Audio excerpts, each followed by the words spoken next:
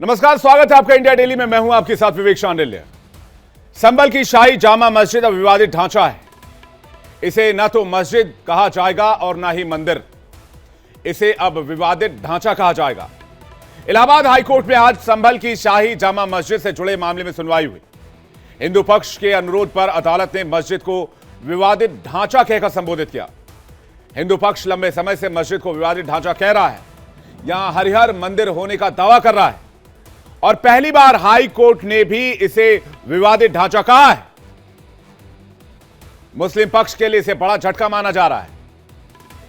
Justice Rohit Ranjan ने सुनवाई के दौरान जामा मस्जिद को विवादित ढांचा लिखवाया, यानी कोर्ट ने माना कि संभल में जो स्ट्रक्चर है वो विवादित है। हिंदू पक्ष लंबे वक्त से संभल की शाही मस्जिद को हरिहर मंदिर बताता रहा है, जिसे लेकर दोनों पक्षों में विवाद है। इस विवाद को लेकर संभल में आग भड़काने की कोशिश की गई, दंगा फसाद करने की कोशिश की गई, लेकिन आज कोर्ट के टिप्पणी के बाद इस मामले के और तूल पकड़ने की बात कही जा रही है। हालांकि मस्जिद कमेटी सफाई और रंग रोगन को लेकर, रंगाई पुताई को लेकर हाईकोर्ट पहुंची थी और अपना पक्ष रखा, जबकि एएसआई ने सफेदी की जरूरत से इनकार किया था। अब मामले की अगली सुनवाई 10 मार्च को होगी, जिसमें एएसआई की रिपोर्ट पर भी विचार किया जाएगा। मस्जिद कमेटी ने एएसआई की रिपोर्ट को खारिज करने की मांग की है। इस मुद्दे पर सुप्रीम कोर्ट के वकील विष्णु शंकर जैन ने क्या कुछ कहा है, पहले वो सुनते हैं। मैं आपको बैकग्राउंड बता देना, इसका इम्पोर्टेंट है। 19 नवंबर 2024 का जो सिविल जज सीनियर डिवीजन चंदौसी साहब का ऑर्डर है, जिससे एडवोकेट कमिश्नर की नियुक्ति की गई थी, इस आदेश को वहां की मॉस्क कमेटी ने ऑनरेबल इलाहाबाद हाईकोर्ट में सिविल डिवीजन के द्वारा चैलेंज किया। इस चैलेंज के दौरान मॉस्क कमेटी ने करेक्शन एप्लीकेशन फाइल की, जिसमें उन्होंने कहा कि ये जामा मस्जिद है, किसी का कहना है कि ये जुम्मा मस्जिद है, किसी का कहना है कि ये जामी मस्जिद है। तो ये बात आज ऑनरेबल इलाहाबाद हाईकोर्ट के सामने आई थी। उस दौरान हमारे जो सीनियर हरिशंकर जैन साहब, उन्होंने पॉइंट आउट किया कि जब तक ये सिविल डिवीजन फाइनली डिसाइड नहीं हो जाता है, तब तक ऑनरेबल इलाहाबाद हाईकोर्ट इसे मॉस्क के रूप में ना प्रयोग करे, उसको डिस्प्यूटेड स्ट्रक्चर के रूप में कहा जाए। और मैं आपको बताना चाहता हूं कि राम मंदिर बाबरी मस्जिद के केस में भी जब वो 70 साल केस चला, तो उसको डिस्प्यूटेड स्ट्रक्चर के रूप में ही टर्म किया जाता था। एक प्रैक्टिस है और एक जुडिशियल नॉर्म है कि जब कोई सिविल डिस्प्यूट कोर्ट में पेंडिंग है और एक पक्ष ये कह रहा है कि ये मस्जिद और दूसरा पक्ष ये कह रहा है कि यहाँ पे सारे कैरेक्टरिस्टिक्स हैं हिंदू मंदिर के, तो जब तक वो केस फाइनली डिसाइड ना हो जाए, उसे डिस्प्यूटेड स्ट्रक्चर के रूप में ही प्रयोग किया जाता है। वरिष्ठ वकील हरिशंकर जैन को भी सुन लेते हैं, वो क्या कह रहे हैं। नई प्रक्रिया है, जब कोई दो पक्षों में विवाद होता है तो उस ढांचे को, उस इमारत को विवादित इमारत ही बोलते हैं। किसी की मस्जिद कहने से मस्जिद नहीं हो जाएगी। अगर कोई नारा लगाता रहे मस्जिद थी मस्जिद है, तो हम भी कहेंगे उसका मंदिर थी मंदिर रहेगी। तो कोर्ट में मामला चल रहा है तो कोर्ट में विवादित ढांचा ही कहा जाएगा, और जब तक कोर्ट में फैसला नहीं हो जाता इसको मस्जिद नहीं कहा जा सकता। इसीलिए कोर्ट ने न्याय की संतुलन रखने के लिए इसको विवादित ढांचा कहा है। जिसको मस्जिद कही जा रही थी, अब वो प्योर खाली मस्जिद नहीं कर सकते हैं। आज की तारीख में वो डिस्प्यूटेड स्ट्रक्चर है या अलग मस्जिद, जो भी कही आप। संभल की शाही जामा मस्जिद एएसआई संरक्षित धार्मिक स्थल है। 1920 से ही इसे संरक्षित इमारत घोषित किया गया है, लेकिन हिंदू पक्ष लंबे वक्त से इसे मंदिर बताता रहा है। हिंदू और मुस्लिम पक्ष में इसे लेकर विवाद है। हिंदू पक्ष मस्जिद को हरिहर मंदिर बताता रहा है और यह मस्जिद मुगल शासक बाबर के वक्त बनवाई गई थी। हिंदू पक्ष का दावा है कि मंदिर को तोड़कर इस जगह पर मस्जिद का निर्माण करवाएगा। हिंदू पक्ष ने मस्जिद के एएसआई सर्वे की मांग को लेकर कोर्ट का रुख किया था। स्थानीय कोर्ट के आदेश पर 24 नवंबर को मस्जिद का एएसआई सर्वे किया गया, लेकिन इस दौरान हिंसा भड़क गई। बड़ी संख्या में लोगों ने पुलिस और सर्वे टीम पर हमला कर दिया, जिसमें 5 लोग मारे गए और कुछ पुलिसकर्मी घायल भी हुए थे। हिंसा के बाद से मामले की सुनवाई कोर्ट में हो रही है। दावा है कि एएसआई सर्वे में मस्जिद के अंदर मंदिर के कई अहम सबूत मिले हैं। संभल विवाद और संभल में मौजूद तमाम मंदिरों को लेकर सीएम योगी ने आज विधानसभा में भी बड़ा बयान दिया है। क्या कुछ कहा योगी आदित्यनाथ ने संभल को लेकर विधानसभा के अंदर, आपको सुनवाते हैं। 26 फरवरी को संभल में 56 वर्षों के बाद शिव मंदिर में जलाभिषेक का कार्यक्रम भी हो रहा था।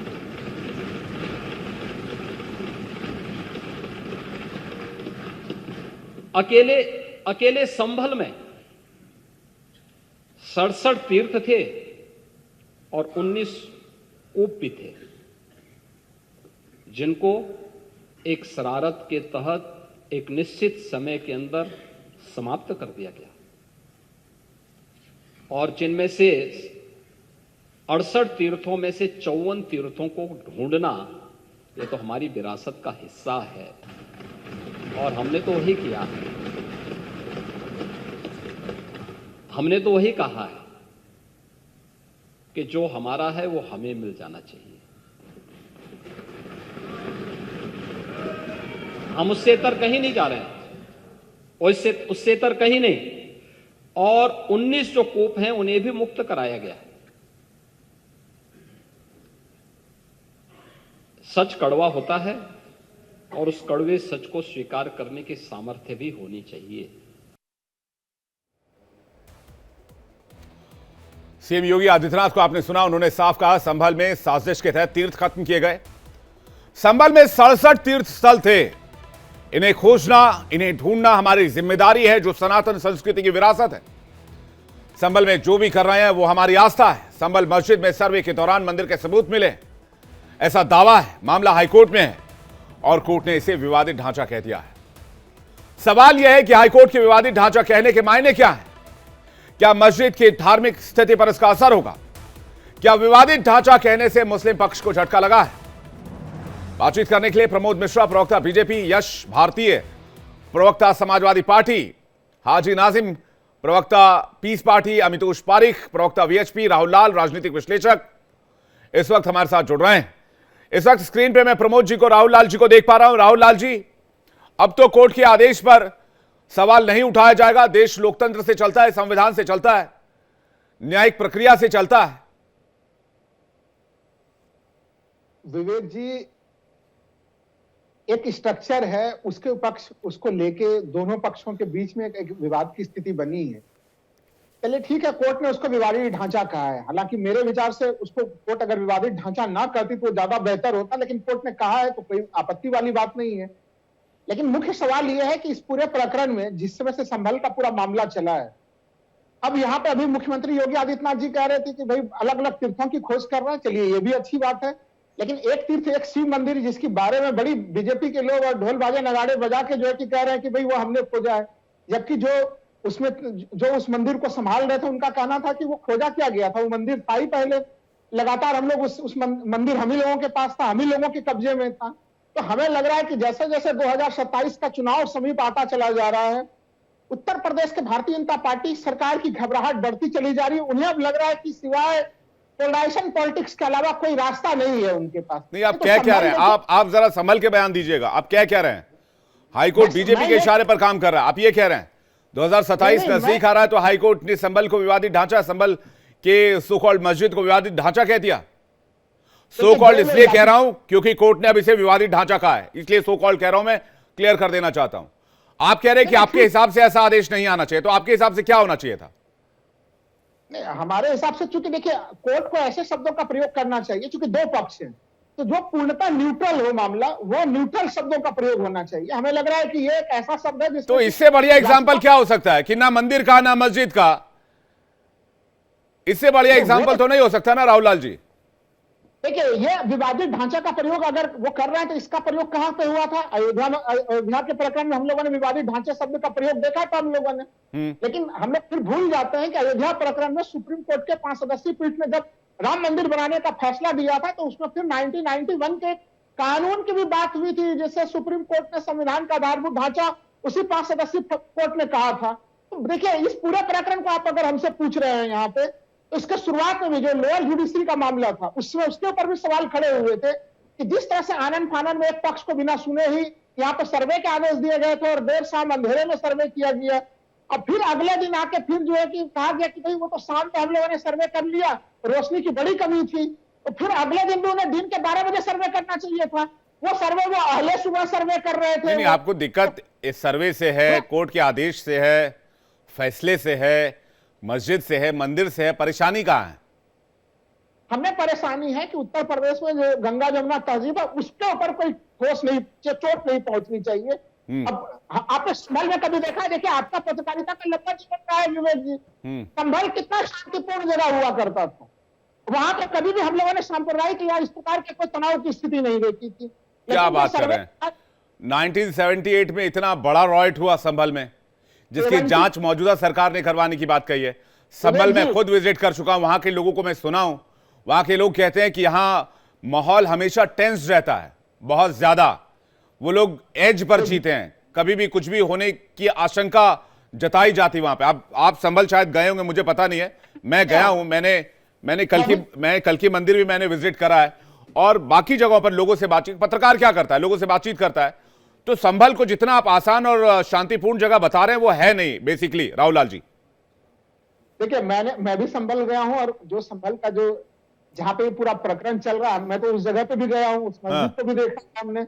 अब बड़ा भव्य जो है कि हमें स्थापत्य का, मुगल कालीन स्थापत्य के हमें जो है कि उसमें धरोहर भी हमें दिखाई दिए। अच्छा, ये बताइए 1920 में अगर पुरातत्व विभाग ने इसे अपने अंडर लिया, इसे इसका कुछ तो इसका ऐतिहासिक महत्व भी देखा होगा, समझा होगा, उस ढांचे के महत्व को समझा होगा, तभी तो ये एसआई के पास से ये ढांचा है ये।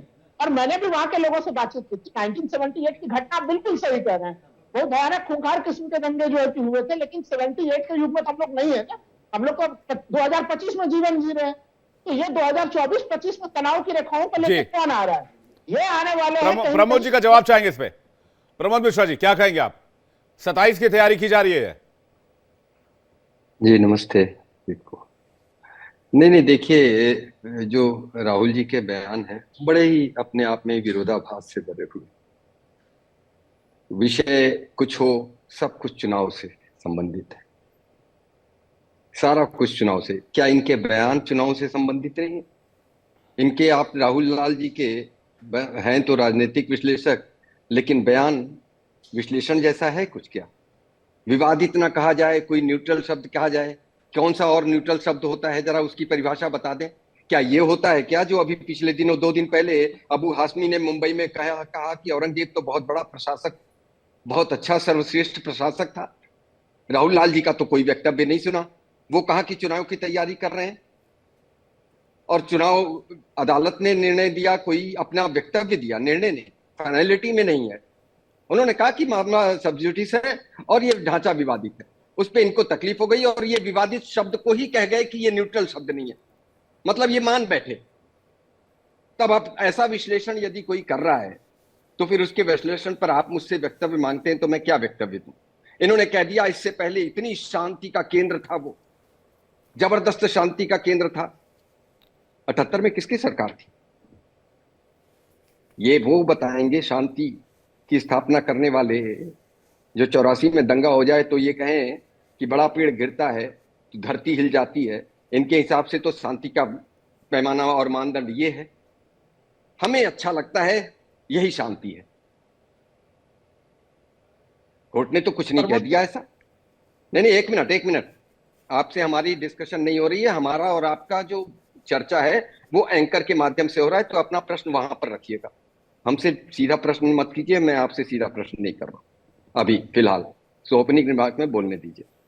जहां तक बात है जो 19 नवंबर का जो निर्णय था, उसके आधार पर कोर्ट ने सुनवाई की। कोर्ट ने सुनवाई किस बात पे की? जामा मस्जिद है, जुमा मस्जिद है या जामी मस्जिद है, और पुताई के बारे में। एएसआई ने कह दिया कि भाई हमारी रिपोर्ट ये कहती है कि वहां पर रंगाई पुताई की अभी कोई आवश्यकता नहीं है, साफ सफाई की कोई आवश्यकता नहीं है, सब कुछ चाक चौबंद है। एएसआई के कब्जे में वो परिसर है, तो और क्या करेगा एएसआई? क्या आपके कब्जे में है क्या, या राहुल लाल जी के कब्जे में है, या प्रमोद मिश्रा के कब्जे में है? वो तो है नहीं। कोर्ट सुनवाई किसकी करेगा? कोर्ट 2 पक्षों के बीच में सुनवाई कर रहा है, और उन्होंने कहा कि ये विवादित ढांचा है। उन्होंने मान लिया कि ये विवादित ढांचा है। बात सिर्फ इतनी है कि वह विवादित स्थान है, और इसको लेकर के कहीं किसी के मन में कोई शंका और सुबह नहीं होनी चाहिए। निर्णय आएंगे तो बात करेंगे, लेकिन अभी से इतनी छटपटाहट क्यों है और किस बात की है? जी वो कह रहे हैं कि पूरी रूपरेखा बाबरी मस्जिद की तरह से निर्माण की जा रही है। राहुल लाल भी कुछ कहना चाह रहे हैं, जल्दी राहुल लाल यश भारती हमारे साथ जुड़ रहे हैं। इस पे मैं कहना चाहता हूं जी। तो क्या और प्रवेश कुमार वीएचपी के प्रवक्ता हमारे साथ जुड़ रहे हैं। प्रमोद जी पूरा कीजिएगा प्लीज। हाँ, इस पे मैं कहना चाहता था कि जब ये विवादित ढांचा कोर्ट कहता था और जब ये उसको बाबरी मस्जिद कहते थे, तो किस आधार पर ये बाबरी मस्जिद कहते थे? इन्होंने किस आधार पर वो निष्कर्ष निकाला कि ये बाबरी मस्जिद है? जब माननीय उच्चतम न्यायालय ने, सर्वोच्च न्यायालय ने विवादित ढांचा, हमारे वीएचपी के बंधु अभी बैठे हैं, वो बताएंगे आपको, हम भी यही कहते थे। ये तो उस समय निष्कर्ष वाला स्टेटमेंट देते थे कि बस जी ये तो बाबरी मस्जिद है जी। राहुल लाल जी, और इन्होंने अभी अपने वक्तव्य में कहा वहां भव्य ढांचा है, और इतिहासविद बता रहे हैं, कोर्ट बता रहा है कि नीचे उसके वो कह रहे थे भव्य और दिव्य मुगल कालीन धरोहर है, ऐसा कहा था राहुल लाल जी। पहली बात तो ये स्पष्ट कर दें, मुझे वैसे पार्टी के तौर पे बोलना नहीं चाहिए, लेकिन मैं स्पष्ट कर दूं, मुगल कालीन कोई स्ट्रक्चरल सभ्यता नहीं रही। ठीक है। रेतीले स्थानों में रहने वाले रेत के महल बनाया करते हैं, आर्किटेक्चर नहीं होता है उनका। सुन लिया, आपको सुन लिया, जवाब सुन लीजिए। देखिए सबसे पहला चीज, अब ये कह रहे हैं कि मुगल कालीन पे बोल दीजिएगा जरा, अबू हाशमी के स्टेटमेंट पे बोल दीजिएगा जरा। प्रमोद जी, हाँ सुन लीजिए जरा जवाब। अब आप सबसे पहले तो देखिए भाई, हम लोग भारत में हमें अभिव्यक्ति की आजादी है संविधान के अनुच्छेद 19 के तहत, तो राजनीतिक विश्लेषक को अभिव्यक्ति की आजादी का पूरा प्रयोग करके विवेक जी के कार्यक्रम में शामिल हूँ, नंबर 1। नंबर 2 कि अगर मैंने उसे मुगल कालीन ढांचा का आप करें, मुगल कालीन कुछ था ही नहीं भाई। ताजमहल किस चीज का उदाहरण है? उत्तर प्रदेश में तब भी ताजमहल को आप क्या चीज कर रहे हैं? बंद करा दीजिए क्यों उस ढांचे पे, तब फिर वहां पे क्यों पूरे दुनिया भर के पर्यटक आ रहे हैं? ये तो ताजमहल को लेकर भी तो कहते हैं तेजो महालय मंदिर है वहां।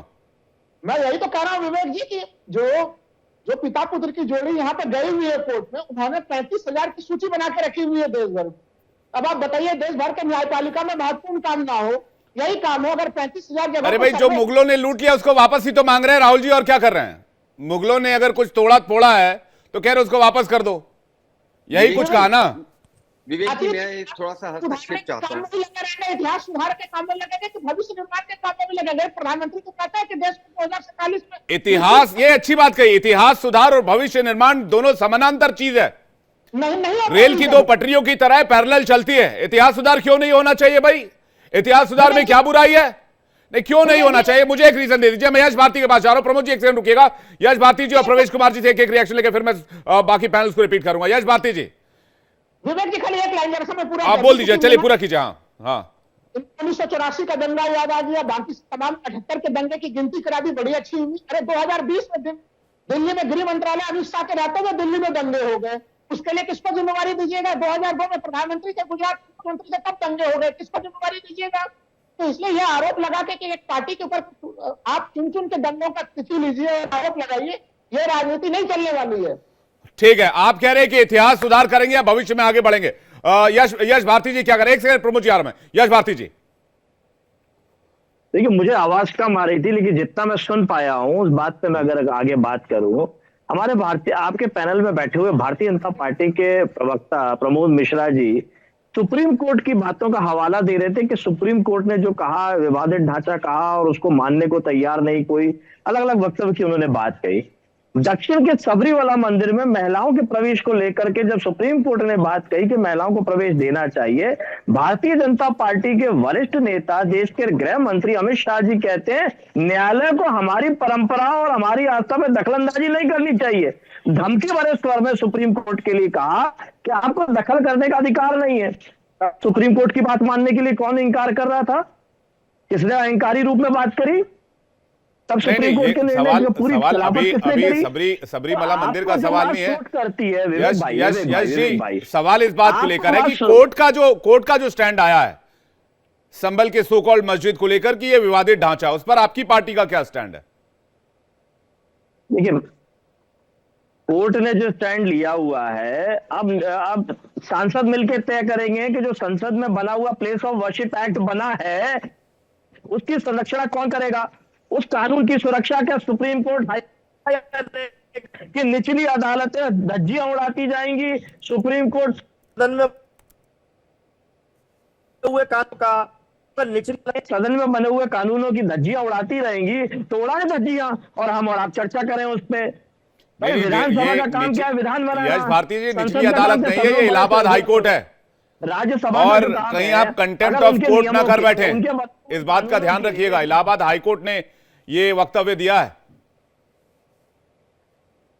मुझे लगता है ठीक से आवाज नहीं आ पा रही है। प्रवेश वर्मा कुछ कहना चाह रहे हैं। प्रवेश वर्मा जी, ऐसा है, मुझे लगता है कि इन लोगों को ये समझना चाहिए कि कोई फरगान से घोड़ों पर, ऊंटों पर ये जमीनें लेकर नहीं आए थे। ये भारत की जमीन है और भारत के कण कण में राम है, कृष्ण है, शिव है, शक्ति है। कोई एक स्थान नहीं है। ये सारी जमीन भारत के लोगों की है, भारत के हिंदू समाज की है और हिंदू समाज की है और वहां पर मंदिर है। ये हम विश्वास से उस समय भी कह रहे थे और आज भी कह रहे हैं। संभल का जिक्र हमारे पुराणों में है। संभल का जिक्र इवन आलमगीर तक में किया हुआ है कि वहां मंदिर को तोड़ करके और वहां पर मस्जिद को तामीर किया गया है। क्या हम इतिहास को भूलते नहीं? क्या इतिहास को हम समझते नहीं, जानते नहीं क्या? इसलिए इस बात को समझ लेना चाहिए। जहां जहां मंदिर है, जहां जहां हमारे देवस्थान है और जो पौराणिक महत्व के हैं, अभी के नहीं है, पौराणिक महत्व के हैं, इसलिए हमने सब पर क्लेम नहीं करा है। जो हमारे पौराणिक महत्व के हैं स्थान, जिन पर हमारी विशेष आस्था है, उन स्थानों को हिंदू समाज लेकर रहेगा। आप कितना चिल्लाते रहिए, कितना प्रदर्शन करते रहिए, हिंदू समाज कानून में विश्वास करता है, हिंदू समाज संविधान में विश्वास करता है, इस देश के लोकतंत्र में हिंदू समाज का विश्वास है। यही कारण है कि आप मुसलमान मुसलमान करते रहे और हमने हिंदू हिंदू कहा, गर्व से कहो हम हिंदू का हमने नारा लगाया। उसका परिणाम है कि पिछले 15 साल होने जा रहे हैं और सरकार ऐसी बनी है जो हिंदुत्व की बात करती है। इसलिए इसको समझ लीजिए, हर स्थान हम लेकर रहेंगे, हर जगह को हम लेकर रहेंगे। आप कहां तक बचेंगे? आप बचिए, हम घेरेंगे, हम आएंगे, क्योंकि वो हमारे स्थान है, वो हमारी अस्मिता के साथ जुड़े हुए हैं। वो कोई गैर नहीं है, वो हमारे हैं। कोई फरगान से लेकर नहीं आए आप। और जहां तक बात रही ताजमहल की, अरे भैया उज्बेकिस्तान में, ईरान के अंदर वो इमारत भी हमारी है, हमारे देश के लोगों ने बनाई है। एक एक करके प्लीज, एक एक करके प्रवेश जी को पूरा करने दीजिए, उसके बाद मैं आ रहा हूं। एक एक करके प्लीज, एक एक करके राहुल लाल जी कांग्रेस की बैटिंग करेंगे, मुसलमानों की बैटिंग करेंगे। मैं इस देश के हिंदुत्व की बैटिंग करूंगा, इस देश की बैटिंग करूंगा, इस देश की अस्मिता की बैटिंग करूंगा। जिस देश की अस्मिता राम हो, कृष्ण हो, शिव हो, शक्ति हो, मैं उसकी बैटिंग करूंगा। और खुद राहुल लाल जी कुछ कहना चाह रहे हैं। राहुल लाल जी ठीक है। राहुल लाल जी, उसके बाद प्रमोद जी और यश जी आपके पास आ रहा हूं। राहुल लाल जी, मैं संक्षेप में केवल 2-3 पॉइंट पर चीजें रखूंगा। परवेश जी कह रहे हैं कि भाई देश तो हिंदुओं का है, यहाँ पे जो भी जमीन है हिंदुओं के, तब तो क्या देश में एक भी मस्जिद नहीं होना चाहिए? दूसरे धर्म के लिए कोई जगह नहीं है यहाँ पे? Number 1 point. नंबर 2, परवेश जी जो पूरा बयान दे रहे हैं वो एक तरह से पोलराइजेशन पॉलिटिक्स की तरफ का ही संकेत कर रहा है। और मैं ये कह रहा हूं, संभल मामले के साथ अजमेर शरीफ का भी मामला उठाया गया था, लेकिन अजमेर शरीफ के मामले से बड़ी चुप्पी बना ली जब से अडानी जी ऐसा प्रवेश जी जो बयान दे रहे हैं वो सही दे रहे हैं, सार्थक दे रहे हैं और इस देश के हित में दे रहे हैं।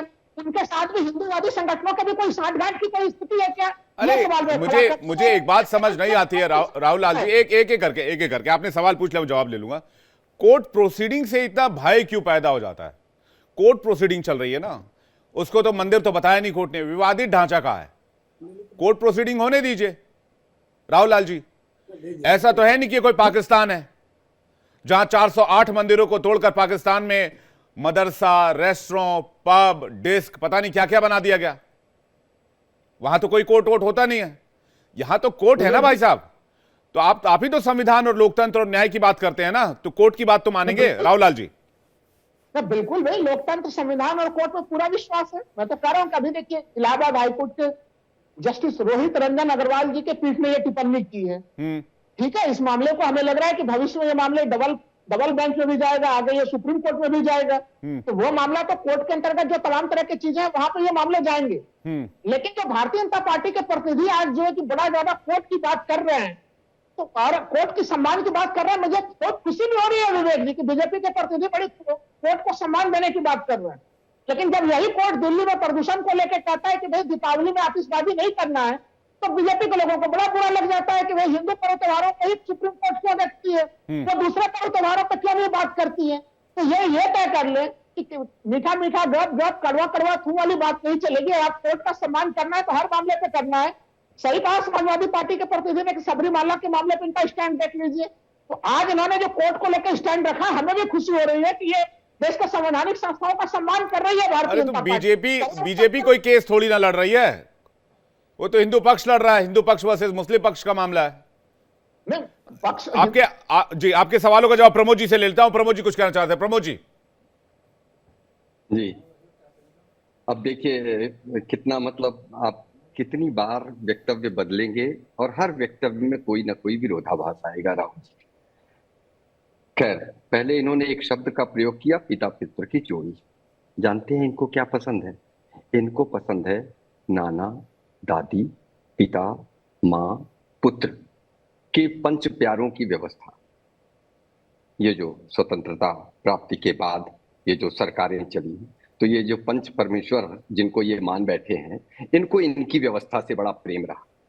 और तब नहीं बोलेंगे जब ये पंच प्यारे जो है, जब राम के होने पर ही संदेह उठा दें, तब राहुल लाल जी कभी नहीं बात करेंगे। जब कोर्ट कहेगी, जब सर्वोच्च न्यायालय कहेगा विवादित स्थल है, तब ये कह देंगे कि नहीं नहीं नहीं, ये बाबरी मस्जिद। कोर्ट कह दे बाबरी मस्जिद नहीं है, ये राम जन्मभूमि है, तो इनको दिक्कत हो जाएगी। अबू हाशमी वहां से स्टेटमेंट दे देगा छत्रपति शिवाजी महाराज के विरोध में, औरंगजेब तो अद्भुत प्रशासक था, आवाज नहीं निकली। क्यों नहीं निकलती आवाज?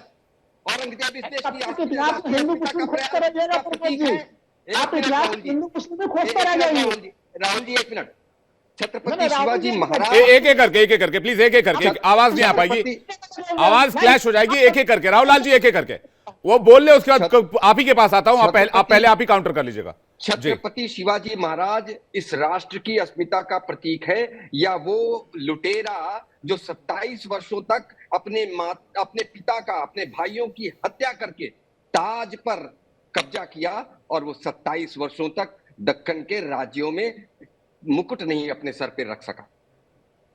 ये वो प्रशासक है। विषांतर क्यों हो रहा है? नहीं कुछ बोलेंगे, संभल को बोलने के लिए कंटेंट की कमी हो गई है क्या? आ रहे हैं राहुल जी, आ रहे हैं राहुल जी, संभल पे ही बोलने आए हैं। संभल मामले को लग रहा है कि सामग्री की कमी हो गई है आपके पास। संभल पे ही बोलने आए हैं, मेरे पास सामग्री। जनता पार्टी के पक्ष का। अरे भाई राहुल जी, एक मिनट, छटपटाहट इतनी अच्छी, तो जाइए संभल के ऊपर। ठीक है राहुल लाल जी, एक जवाब ले लेते हैं। राहुल लाल जी जवाब ले लेते हैं। एक मिनट, छटपटाहट इतनी क्यों है? आपके पास मुद्दों की कमी थी क्या संभल पे, जो दिवाली के प्रदूषण पर चले गए आप? आपने कोर्ट ने डिसीजन दिया कि लाउड, सम्मान करना चाहिए। मैं कह रहा था भाई इनको चुप कराइए, आप ये बीच में इतना तड़फड़ा रहे हैं। उस समय आपके तमाम अनुषंगिक राहुल लाल जी, एक एक करके मैं आपके पास आ जाऊंगा, एक एक करके बात रखेंगे तो समझ आएगी। एक बार वो पूरा कर ले, फिर आप कंप्लीटली बोल लीजिएगा। पहले आप ही का रुख कर लूंगा, बाकी मेहमानों के पास बाद में जाऊंगा। पहले प्रमोद जी बोल ले पूरा। प्रमोद जी प्लीज। विश्लेषक हैं आप, इतना धैर्य रखिए विश्लेषक के होने के नाते। हाँ तो फिर धैर्य रखिए, विश्लेषक होने पे तो फिर धैर्य रखिए और सुनिए। विश्लेषकों को सुनने की भी आदत डालनी चाहिए। बीच में हस्तक्षेप करने का आपको कोई अधिकार नहीं है। जब आप बोल रहे थे तो मैं नहीं बोल रहा था, मेरे बोलने पर आप क्यों बोल रहे? अब मैं आता हूं मुद्दे पर। इनके पास यदि मुद्दे थे तो कोर्ट के डिसीजन और दिवाली पर प्रदूषण की बातें करने लगे। उसी कोर्ट ने, राहुल जी को याद दिलाना चाहूंगा आपके माध्यम से, लाउड स्पीकर की आवाज पर नियंत्रण का कोर्ट ने निर्णय दिया था। कभी बोला इन्होंने कि कोर्ट के निर्णय को, ये कह रहे हैं कि हम कोर्ट की व्यवस्था को मानने वाले हैं, और इनको इस बात का आश्चर्य हो रहा है कि आज भाजपा कोर्ट के निर्णयों का सम्मान करने लगी। तो इन्होंने कोर्ट के निर्णय का सम्मान किया। लाउड स्पीकरों की आवाज पर नियंत्रण की बात पर कभी इन्होंने कहा कि कोर्ट का डिसीजन आ चुका है, देश की तमाम सरकारें उस पर नियंत्रण लगाने का प्रयास करें, और उनको करना चाहिए। चूंकि वो नहीं कर रही है तो वो अपना कार्य नहीं कर रही है, विधायिका अपना कार्य नहीं कर रही है न्यायपालिका के निर्णय देने के बावजूद भी। अब आते हैं संभल पे, क्या कहा है कोर्ट ने? फिर से मैं दोहराता हूं, फिर मैं आता हूं। विवेक जी, इनको हमारे बोलने से बहुत तकलीफ है, इनको हमारा वक्तव्य भाषण लगता है। संभल पे बोल रहे हैं प्रमोद जी, जल्दी संभल पे प्लीज। हाँ, फिर से मैंने जैसा कि दोहराया, मैं फिर से इनके याददाश्त को वो करवा दूं। सिविल सूट है ये, जैसा कि अभी हमारे प्रवक्ता सपा के भाई साहब यश भारती जी बोल रहे थे, बड़े अच्छे वक्ता हैं। उन्होंने कहा कि जो अमित शाह जी ने सबरीमाला के केस में पूजा पद्धतियों के लिए कहा गया था, ये सिविल सूट है, विवादित स्थलों के लिए नहीं कहा गया है। तो पहले दोनों के बीच में मूलभूत अंतर समझिए। दूसरी बात है, सीधी सी बात है, जामा मस्जिद है, जुमा मस्जिद है, जामी मस्जिद है। इस विषय को लेकर के मुस्लिम पक्षकार इलाहाबाद उच्च न्यायालय में गए, इलाहाबाद उच्च न्यायालय में, और रुंगाई पुताई के विषय को लेकर के गए। एएसआई ने अपना सर्वे अपनी रिपोर्ट दे दी, प्रस्तुत कर दी, और उन्होंने कह दिया कि ये विवादित ढांचा है। विष्णु शंकर जैन ने, कोर्ट ने इसको कह दिया कि हाँ ये विवादित ढांचा है, ये एक सिविल सूट का विषय है, और इस पे फाइनलिटी की अभी कोई बात नहीं है। बड़ा स्पष्ट है।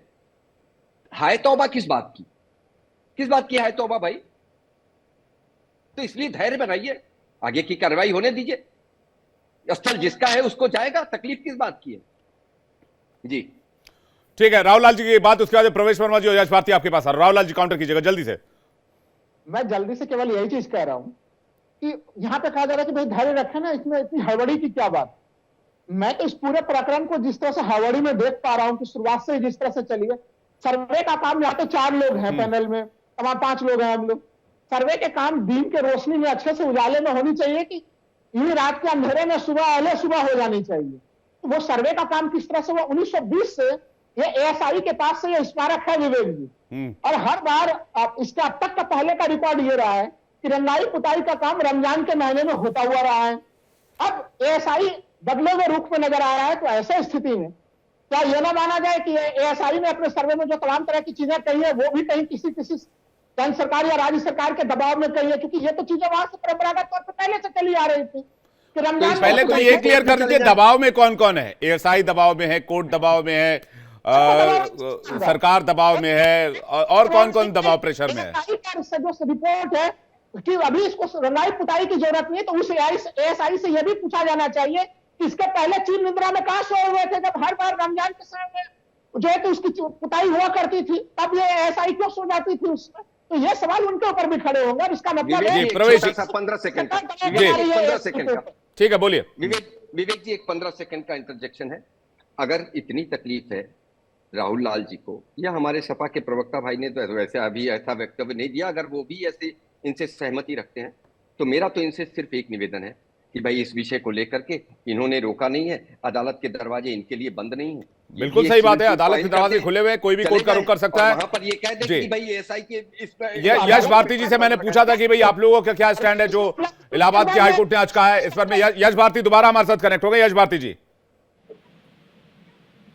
ठीक है, मैंने जो बात कही थी, भारतीय जनता पार्टी के प्रवक्ता साथी मिश्रा जी ने अपने सूट करने वाली बातों के लिए तो कह दिया, लेकिन जो बातें हैं प्लेस ऑफ वर्शिप एक्ट का क्या होगा जो सदन में बना, विधायक के जो अधिकार है, सांसदों के जो अधिकार है जो कानून बनाने के, उनकी रक्षा कौन करेगा? सुप्रीम कोर्ट हो, हाई कोर्ट हो, जो कानून बन गया उनका पालन करने का काम सुप्रीम कोर्ट और हाई कोर्ट का है। नहीं, जिस 1991 वर्शिप एक्ट की बात यश भाई आप कर रहे हैं, एएसआई संरक्षित कोई भी धरोहर 1991 के वर्शिप एक्ट के दायरे में नहीं आता है, वो एक क्लॉज है। जी आप पूरा कीजिएगा प्लीज। मेरी बात पूरी हो जाने दीजिए, मैं वही बात कह रहा हूँ। प्लेस ऑफ वर्शिप एक्ट बना क्यों, उसको बनाने के पीछे कारण क्या था? जो भारतीय जनता पार्टी के प्रवक्ता प्रमोद मिश्रा जी जो पुरानी बातें लेकर के आ रहे, विवादित ढांचा ना ढांचा, ये सब विवाद अब आगे ना बढ़े, देश तरक्की करे, आगे बढ़े, इन सब विवादों को अब आगे ना बढ़ाया जाए। जो स्थिति जहां है यथा स्थिति बना करके चीजों को आगे लें। अगर इन सब चीजों को लेकर के आगे बढ़ने की बात देश ने एक रायशुमारी में करी, क्योंकि सदन में कानून बना, तो अब हम उन चीजों को दोबारा विवादास्पद क्यों बनाना चाहते हैं? उसका मुख्य कारण समझ में आना चाहिए। क्या हमारे पास इबादत की जगह कम हो गई है, या हमारे पास नहीं? आप सीधा आपकी बात से जो समझ आ रहा है, आप कह रहे हैं बहुसंख्यक तुष्टीकरण की राह पर इस देश में पार्टियां चल रही हैं, खासकर जो रूलिंग पार्टी है वो। मैं ना बहुसंख्यक की बात कर रहा हूँ, ना मैं अल्पसंख्यक की बात कर रहा हूँ। मैं कह रहा हूँ देश तरक्की कैसे करेगा, उन्नति कैसे करेगा, उस पर बात कैसे होगी? ये विवाद बढ़ा करके भारतीय जनता पार्टी की डबल इंजन ट्रिपल इंजन की सरकारें आखिर उन्नति और तरक्की की बातें कब करेंगी? भारतीय जनता पार्टी के प्रवक्ता इन सब बातों पे कब बात करेंगे कि हम इन चीजों को छोड़ रहे हैं? जो विवादास्पद बातें हैं। आपको बीजेपी की लाइन तो पता होगी, वो तो कहते हैं विरासत भी और विकास भी। वो कह रहे हैं जहां नहीं खुदा है वहां भी खोदेंगे और पता करेंगे कि क्या है। उनके लिए उर्दू विरासत नहीं है, उनके लिए उर्दू विरासत नहीं है। वो भले कितना उर्दू बोलते हो, भाषा शैली में उनकी उर्दू कितनी मिली हो, लेकिन उर्दू विरासत नहीं है। अगर उर्दू कोई पढ़ लेगा, उर्दू कोई बोल लेगा, तो वो उनकी विरासत में कटमुल्ला हो जाएगा। अब ये कटमुल्ला डिक्शनरी में इनके यहाँ पोंगा पंडित होता होगा, वो अलग बात है, लेकिन चीजें हैं बिगड़ी हुई, उनको सुधारने की जगह और बिगाड़ के विवादों क्यों इस तरह के मुद्दे उठाए जा रहे हैं? प्रवेश वर्मा कुछ कहना चाह रहे हैं, उसके बाद मैं आ रहा हूं प्रमोद जी आपके पास। ये है जी, सबसे बड़ा सवाल ये है कि ये जो एक थियरी गढ़ते हैं ना, ये कि बहुसंख्यक अल्पसंख्यक की, हमारे भारतीयों को लेकर इस देश में हिंदू बहुसंख्यक है, उन विवादों से इसलिए इस देश में अल्पसंख्यक जो है सुरक्षित है, उसको कोई समस्या नहीं हो रही। बांग्लादेश में देख लीजिए, पाकिस्तान में देख लीजिए, जहां पर हिंदू, ठीक है, जवाब ले लेते हैं प्रवेश जी से, जवाब ले लेते हैं, ठीक है यश भारती जी, प्रवेश जी से जवाब ले लेते हैं।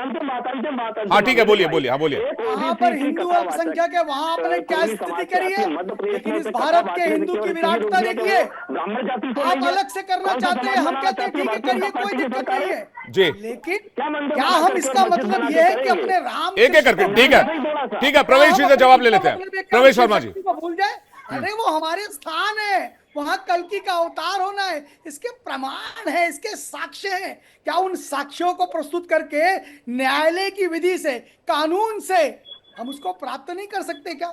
हम जन आंदोलन नहीं कर रहे, जन आक्रोश नहीं दिखा रहे, और हिंदू चाहे तो यह भी कर सकता है पर नहीं करेगा।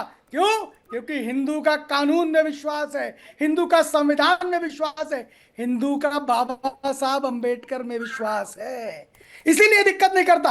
आप केवल नारे आलापते हैं कि हम संविधान, लेकिन आरएसएस, प्रवेश भाई, संविधान मानते कहां है? प्रवेश भाई, आरएसएस चीफ ने कहा था कि कितने मस्जिद खंगालेंगे, वक्त आ गया इससे आगे बढ़ने का। इस देश में अनुमानतः बता रहा हूं 3 लाख से ज्यादा मस्जिदें हैं, तो ये नंबर कहां जाके रुकेगा? एक सवाल तो ये भी है ना।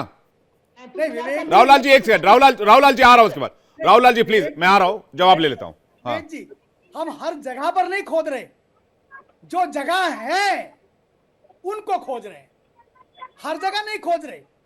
हम हर जगह गड्ढा नहीं खोदने जा रहे, हर जगह नहीं क्लेम कर रहे, जहां पर है पूजित है। देखिए नहीं, पहले तो 3 की बात हुई थी ना, जो आप कहते थे 3 जगह, अयोध्या, मथुरा और काशी। मांगा था ना, दिया क्या हमको? 1 लाख से ज्यादा बलिदान हुए ना हमारे, हजारों लोग तो आजादी के बाद भी हमारे शहीद हुए। माना इन्होंने? नहीं माना, नहीं माना। उसका परिणाम है कि आज हम कहते हैं 30,000 मंदिर होंगे, हमारे 40,000 मंदिर होंगे, लेकिन यहां तो कण-कण में मंदिर हैं। उन कण-कण को थोड़ी खोज रहे हैं हम उनको नहीं खोज रहे, हम उनको कह रहे हैं जिनसे हमारी विशेष आस्था जुड़ी हुई है, जो हमारी अस्मिता के प्रतीक हैं, जिनके बारे में वेदों में, पुराणों में, संहिताओं में वर्णन है, और वर्षों वर्षों से हिंदू समाज वहां जाता है, अपनी आस्था को व्यक्त करता है। ऐसे स्थानों पर तो हमारा क्लेम बनता ही बनता है, और हम करेंगे, क्यों नहीं करेंगे? क्या हम छोड़ दें? कल के हमारे घर पे कब्जा करेंगे, कहेंगे साहब हमारी मस्जिद है, क्या हम घर छोड़ देंगे? नहीं छोड़ेंगे, क्योंकि वो हमारा है, वो हमारा है, हमारा उस पर विश्वास है, हमारा उस पर क्लेम है। उसके लिए हम, ठीक है, यश भारती कुछ कहना चाह रहे हैं। यश भारती, आंदोलन नहीं करेंगे, हम कानून का रास्ता अपनाएंगे और निश्चित ही सत्य जीतता है। ठीक है, जीतेंगे। ठीक है, यश भारती जी, ये बड़ा अभी बात कर रहे थे कि हमारे घर में घुस जाएंगे, धार्मिक आयोजन की बात कर रहे, तमाम बातें कर रहे थे। कुंभ में जो हमारी माताओं बहनों के वीडियो बना करके जा रहे थे, आपकी योगी सरकार नहीं पकड़ पाई, दूसरी गुजरात पुलिस आकर के वहां पकड़ती है। किसको सुरक्षित रखोगे आप? आस्था की बात करते हो, आपकी आस्था के साथ खिलवाड़ करता कौन है? कौन नुकसान पहुंचा रहा है? आपने तो वहां मुस्लिमों को प्रवेश में वंचित कर दिया था, आपने प्रतिबंध लगा दिया था, भगदड़ का मुस्लिमों ने करी वहां पे। आप कोई भी आयोजन करते हो बिना विवाद के कर नहीं पाते हो, उसमें भी विवाद करते हो।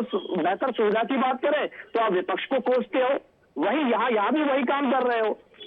क्या आपको केवल धार्मिक इवेंट बनाना है, धार्मिक आस्था के साथ खिलवाड़ करना और आस्था के पीछे छुप जाना है, अपने आप का बचाव करना है और कुछ नहीं करना। अभी विवेक भाई ने पूछा, आरएसएस प्रमुख कहते हैं कितनी खुदाई करोगे, लेकिन वीएचपी वाले कहते हैं साहब हम तो और खुदाई करेंगे, गिनती आगे बढ़ाएंगे, हमने 3,000 गिनतियां करनी है, अभी हम और आगे खुदाई करेंगे। ये अपने ही आपस में कंफ्यूज है और देश को कंफ्यूज करते हैं, देश को तोड़ने का काम करते हैं। जैसे भारतीय जनता पार्टी का राष्ट्रीय अध्यक्ष राष्ट्रीय कार्यालय में बैठ के देश की रक्षा सौदे में दलाली करता है, देश को बेचता है, वैसे ये आरएसएस और बीजेपी के लोग इस देश को बेचना चाहते हैं, खंड खंड कर देना चाहते हैं। जो अनेकता में एकता, विविधता में हमारी एकता की जो बात है, जो गुलदस्ता है, उस गुलदस्ते को उजाड़ देना चाहते हैं और कुछ नहीं करना चाहते। अच्छा, संभल का माहौल यश भारती जी कौन गर्म कर रहा था? आपने महाकुंभ के भगदड़ की तो बात कर ली, लेकिन आप संभल में जो हिंसा हुई उस पर समाजवादी पार्टी क्यों खामोश हो जाती है, कुछ नहीं बोलती है? संभल में तो पता है ना, पूरी दुनिया को पता है किसने वहां पर माहौल खराब करने की कोशिश की। नहीं, दुनिया को क्या पता है? दुनिया को क्या पता है किसने? हमने भी स्टिंग ऑपरेशन किया था, हमने स्टिंग ऑपरेशन किया था। आपने शायद वो स्टिंग ऑपरेशन देखा हो। बताया गया 2 घंटे में 20,000 लोगों की भीड़ जमा हुई थी सर्वे टीम को मारने के लिए। मेरे दोस्त विवेक जी, आपने सवाल किया, मुझे जवाब दे। वोट डालने जा रहे हैं और पुलिस सामने पिस्तौल तान के खड़ी हुई है। कौन माहौल खराब कर रहा है? कौन माहौल खराब कर रहा है? आपको कौन मासूम लग रहा है इसमें? मैं ये समझना चाह रहा हूं। नहीं, संभल के मामले में आपके लिए मासूम कौन था? आप किसको मासूम बता रहे हैं संभल के मामले में? विवेक भाई सवाल कर रहे हैं, मुझे जवाब देने दीजिए ना। आपने स्टिंग ऑपरेशन कर लिया, मैं आपकी बात को आगे बढ़ा रहा हूँ। वहां जो पुलिस का अधिकारी है चौधरी साहब, उनसे एक पत्रकार सवाल पूछता है तो उसको बंद करने की बात करते हैं, मारने पीटने की बात करते हैं।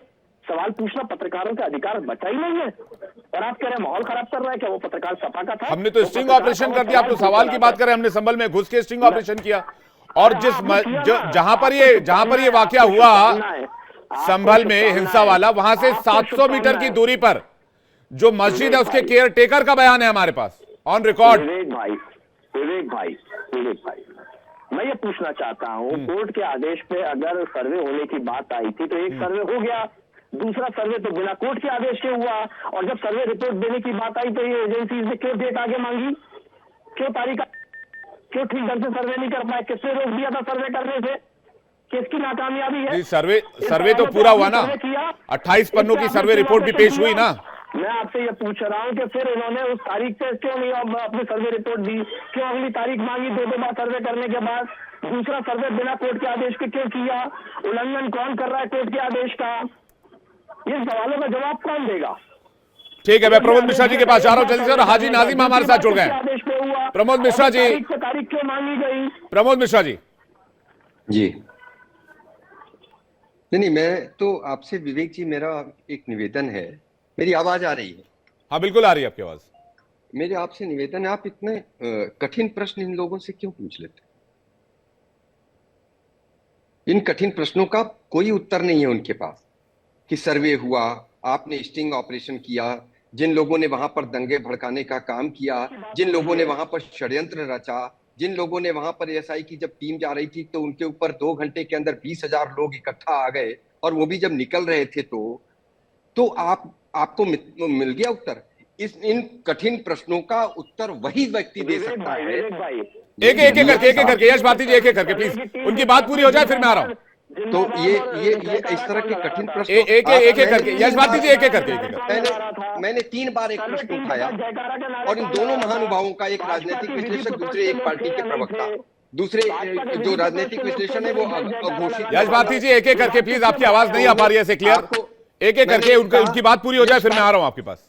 यश भारती की पार्टी के अबू हाशमी हैं, 2 दिन पहले उनका वक्तव्य, उस पे एक शब्द नहीं बोल पाए, जो ये बता रहे हैं कि औरंगजेब जो है बहुत उच्च कोटि का प्रशासक था, संभाजी राजे और छत्रपति शिवाजी महाराज से तुलना कर।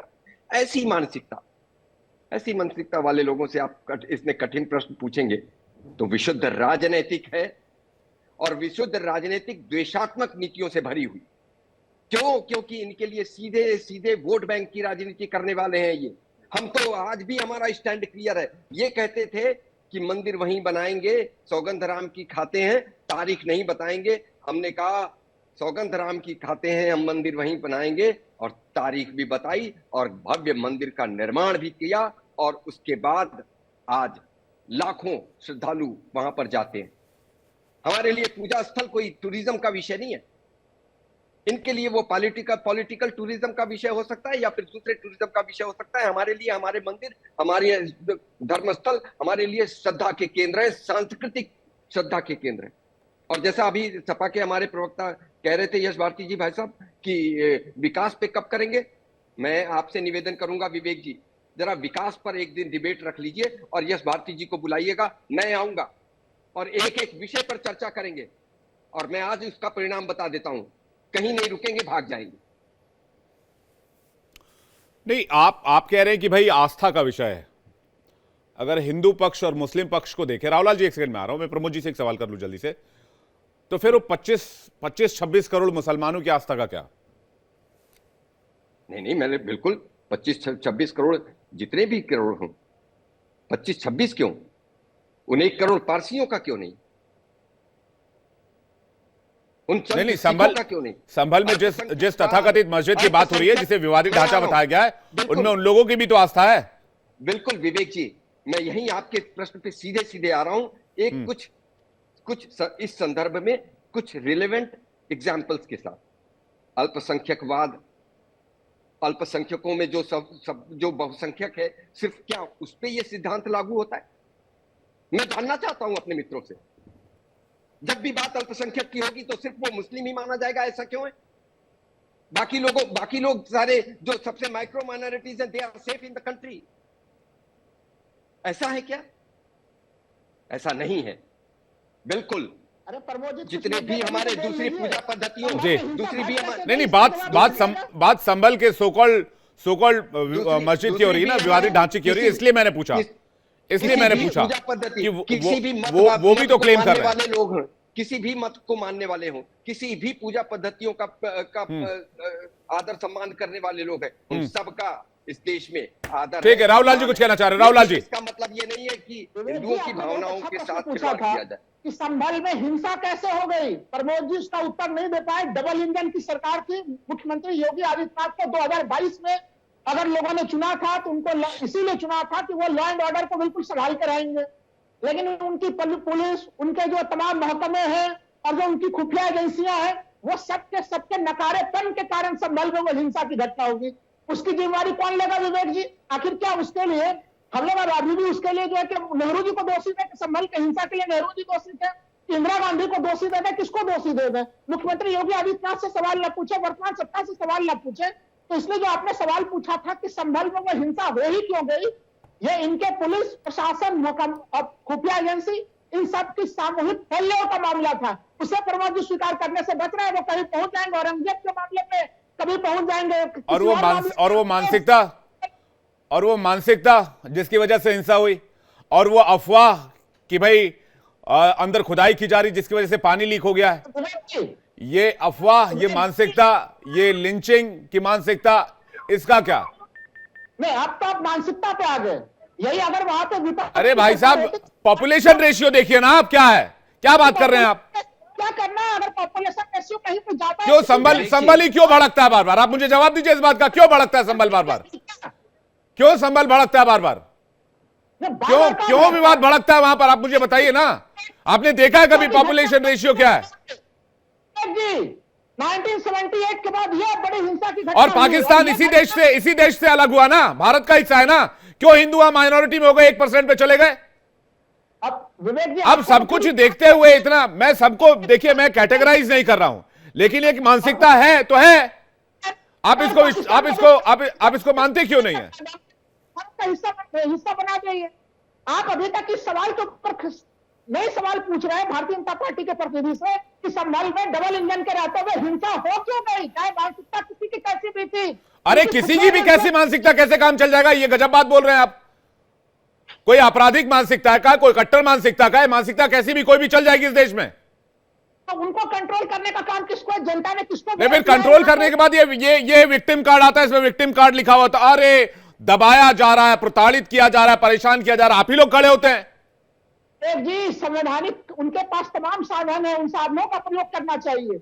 उन साधनों का प्रयोग करने में यह सरकार चुकी है, यह इनकी विफलता की स्थिति है। 15 सेकंड सिर्फ। प्रमोद जी कुछ कहना चाह रहे हो, उसके बाद मैं प्रवेश जी और यश जी आपके पास आ रहा हूं। जैसे ही बुलडोजर चलता है, राहुल जी चिल्लाने लगते हैं कि साधनों का इस्तेमाल किया। मैंने चिल्लाता तो बुलडोजर चलने पे सुप्रीम कोर्ट ने मना यूज किया जाता है ना, राहुल जी जैसे लोग चले आते हैं कि वो साधनों का प्रयोग किया जाता है। साधन प्रयोग करो तो इनके मनमानस पे बुलडोजर चलने लगता है। जब मार पड़ी शमशेरों की तो महाराज मैं नाई हूं, आप बुलडोजर के मामले में सुप्रीम जब कोर्ट में क्या नियंत्रण दिया? शुरू होता है ना तो समझ में आ जाता है, तब भी चिल्लाना शुरू। बुलडोजर चलता है तो फिर आपके मानस पे चलता है या कहाँ चलता है? सुप्रीम कोर्ट ने बताया कि राहुल लाल ने बताया है। अगर आज इलाहाबाद हाई कोर्ट के 80 वर्ष की अवस्था में, राहुल जी एक मिनट, 80 वर्ष की अवस्था में अभी उम्र को दिया गया 84 दंगे के साजिशकर्ता को, 84 के दंगे के साजिशकर्ता को उसकी 80 वर्ष की अवस्था में अभी उम्र कैद की सजा दिलाई गई।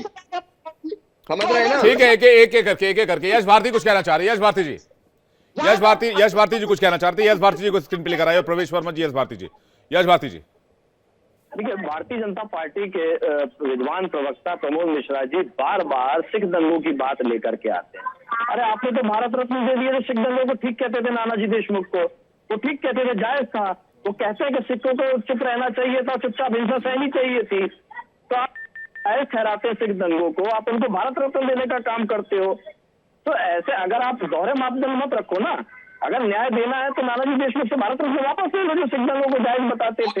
राहुल गांधी में नेहरू जी के भी राजीव गांधी दोषी है सिख दंगों की बात को कहने के लिए, भाई आप है तो नानाजी देशमुख प्रमोद जी एक सेकंड आ रहा हूं। आपके दोहरे मापदंड एक ही बात पे कैसे हो जाते हैं? यहाँ भी वही चीज है कि एक तरफ आप कह रहे हैं आपकी आस्था, आपका विश्वास, वहीं अगर एक पूर्वी समाज की महिला कथा बांचने जाती है तो केवल वो ब्राह्मण जाति से नहीं, आप उसको रोक देते हो, आप उसको दलित कोशिश करता है तो आप उसको रोक देते हो। आप जिस लोकतंत्र और संविधान, यश भाई, वहाँ समाज में आपको आस्था और विश्वास नहीं है। यश भाई, मंदिर प्रवेश करने जाती है तो अमित शाह कहते हैं कि नहीं महिलाओं का प्रवेश करने मत दो। ठीक है यश भाई, एक सवाल मेरा भी है।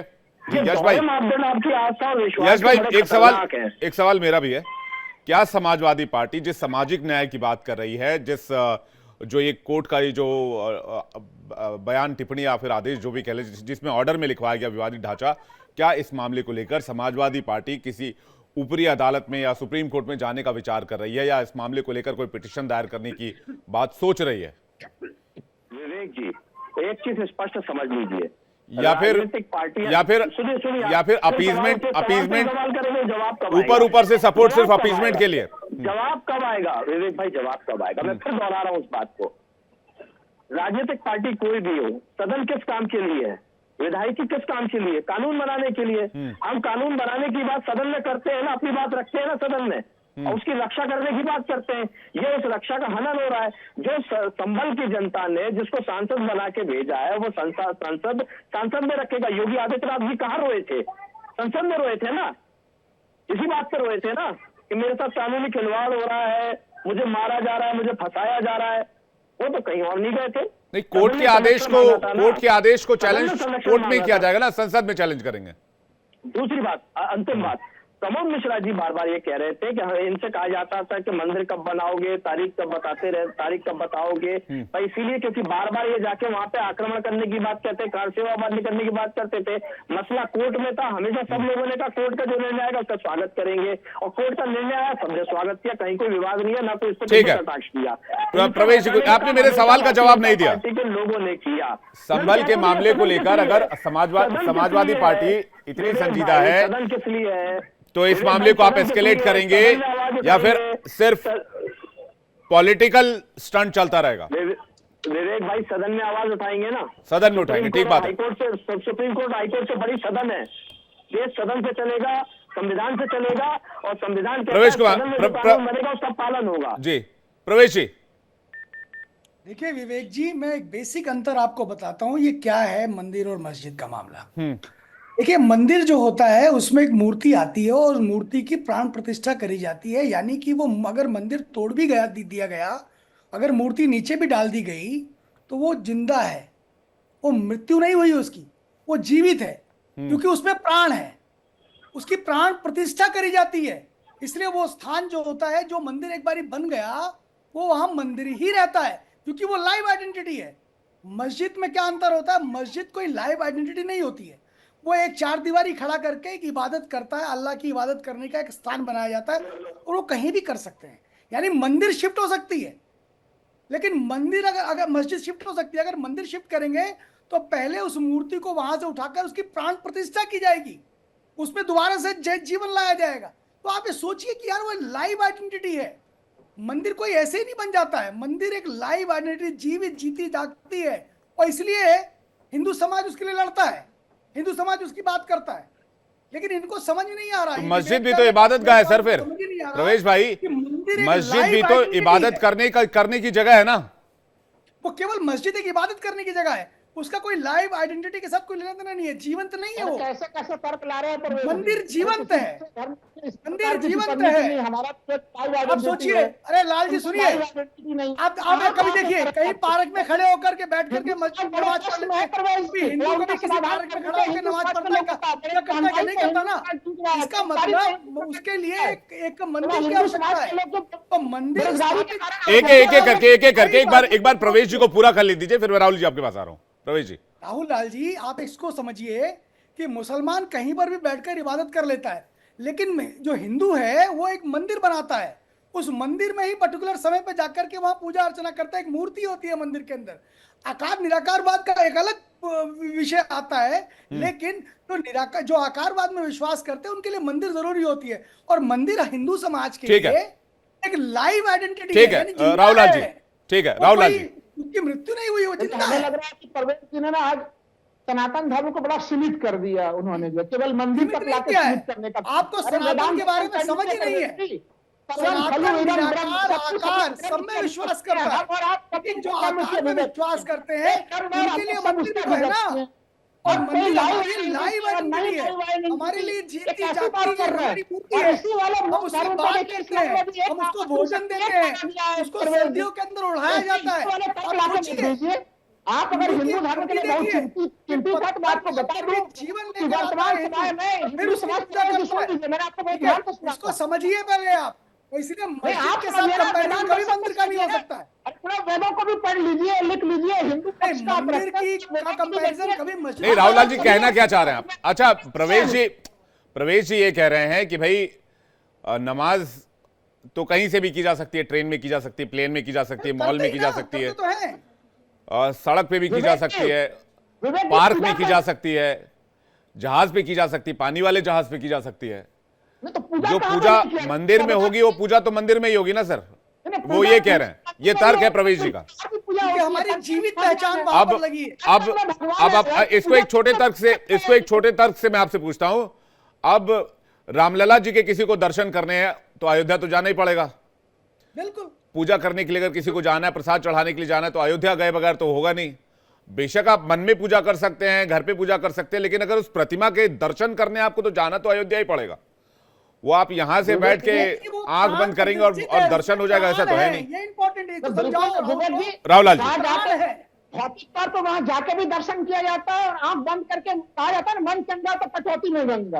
अरे करो ना, और अगर कोई व्यक्ति आध्यात्मिक पर तो पूजा करना तो मन चंगा कटौती में गंगा, सिर्फ ये तो सबके लिए अप्लाई होना चाहिए। फिर सबके लिए ना, फिर मस्जिद क्यों बना रहे हो? मैं यहाँ पे जो प्रवेश जी जो अनोखे तर्क दे रहे हैं ना, लाइव आइडेंटिटी मंदिरों का होता है, फलाने का लाइव आइडेंटिटी नहीं होता है। होता है, तर्क से बड़ा मुश्किल चीज है। मैं तो कार्यक्रम में होता है। हमारे यहाँ हिंदू आस्था सनातन नहीं है, हिंदू समाज की आवाज उठाने का दावा नहीं। इस्लाम में लाइव आइडेंटिटी